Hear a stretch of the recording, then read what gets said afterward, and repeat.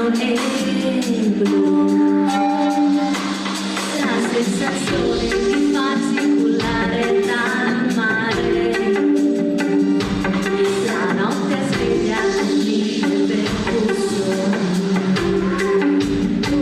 il fuoco che ci regala vibrazioni, suona ancora, è il fuoco di batte la mente, di fa respirare. Lavorare, preferisco il rumore del mare. Lavorare, preferisco il rumore del mare.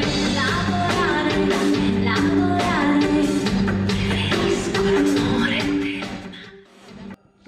Siamo con i Diabolico Coupé. Come mai la scelta di questo nome?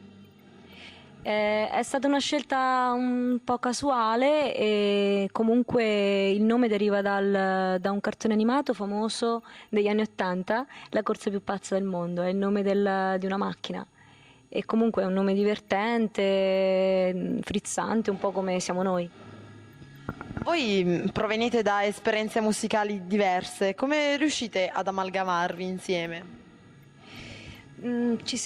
Proprio questo è il punto di forza del Diabolico Coupé, cioè il fatto che veniamo da esperienze diverse e quindi che siamo aperti sempre a sperimentare nuove sonorità e questo ci aiuta molto anche nel trovarci anche nella creatività, sì.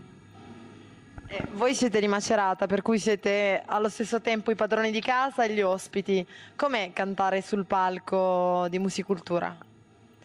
Direi che comunque è una emozione abbastanza forte perché il fatto che siamo di Macerata comunque crea un'ansia maggiore, però è anche uno stimolo in più per fare meglio.